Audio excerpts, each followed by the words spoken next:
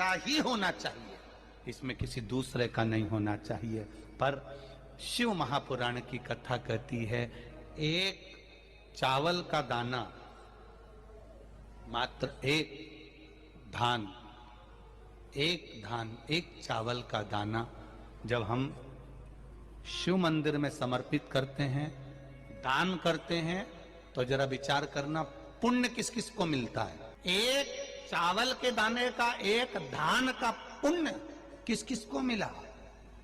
पहला पुण्य मिला माता पृथ्वी को, उससे प्रकट हुई। दूसरा पुण्य मिला एक इल्ली को, जिसने इसका स्पर्श कर कर छोड़ दिया। तीसरा पुण्य मिला एक पक्षी को, जिसने इसका स्पर्श कर कर छोड़ दिया। चौथा पुण्य मिला जिसने इसको उगाया। पांचवा पुण्य मिला जिसने इसको झड़ाया।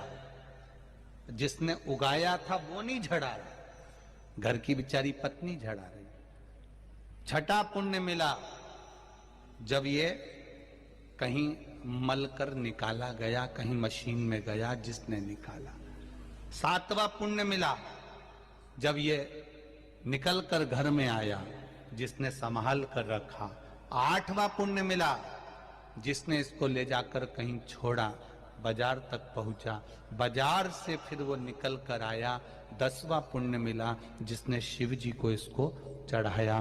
तब इनके खाते में भी एक चावल के दाने का, एक धान का पुण्य कट कट कर जाता रहा और इतने जीवों का कल्याण कर दिया। एक धान, एक चावल के दाने ने इतने को कल्याण कर दिया। विचार करना, केवल आप अगर भजन कर रहे हो, घर का कोई एक व्यक्ति भजन कर रहा है, घर का एक व्यक्ति अगर दान कर रहा है, घर का एक व्यक्ति अगर जल भी चढ़ा रहा है, घर का एक व्यक्ति भी अगर मंत्र जाप कर रहा है। वैसे तो शिव पुराण कहती है कि घर में 4 लोग हैं तो चारों जल चढ़ाओ, घर में 4 लोग हैं चारों दान करो, घर में 4 लोग हैं चारों भजन करो, घर में 5 लोग हैं 5 भजन करो, घर में जितने सदस्य वो 1 लोटा जल शिव जी को चढ़ाए। शिव पुराण कहती है। पर मान लो किसी कारण से बेटा नहीं गया, बहू नहीं गई, परिवार वाले नहीं गए, कुटुंब वाले नहीं गए, तो शिव महापुराण ने देवराज नाम के ब्राह्मण की कथा का वर्णन किया। देवराज के प्राण छूटे, उस समय पर देवराज के पास में पुण्य नहीं था, सत्कर्म नहीं था। तब देवराज को मालूम पड़ा कि भगवान शंकर के गण मुझे लेने के लिए आए। तो देवराज ने गणों से पूछ लिया, भोलेनाथ जी से पूछ लिया कि मैंने पाप किया, चोरी करी है, छल करा है, बेईमानी करी है, वेश्यावृत्ति मैंने करी है, उसके बाद भी भोलेनाथ जी मुझे लेने क्यों आए हैं। अब भगवान शंकर ने कहा, तेरी बूढ़ी माँ रोज प्रतिदिन शिव मंदिर में जाकर 1 लोटा जल चढ़ाती थी, उसका पुण्य तेरे साथ में आ गया, इसलिए तुझे कैलाश धाम मिल गया। 1 लोटा जल देवराज नाम के ब्राह्मण की माता ने चढ़ाया था, वो 1 लोटा जल काम आया है देवराज के। देवराज करा, मेरे जैसे पापी को आपने ताड़ दिया।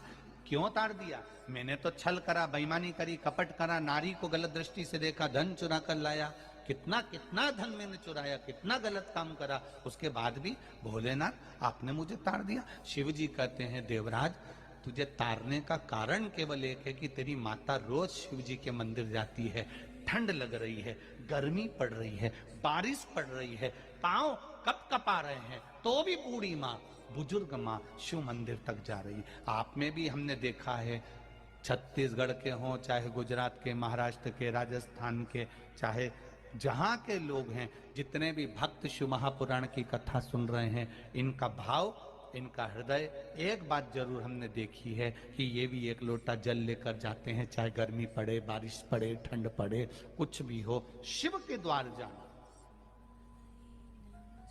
शंकर की चौखट पर जाना। 1 लोटा जल का कितना महत्व है। दधीचि ऋषि की धर्म पत्नी का श्राप देवताओं का, जरा ध्यान देना। कई लोग कहते हैं, गुरुजी ये 1 लोटा जल तुम कहां से लेकर आए हो? ये 1 लोटे जल की महत्वता कहां से लेकर आए हो?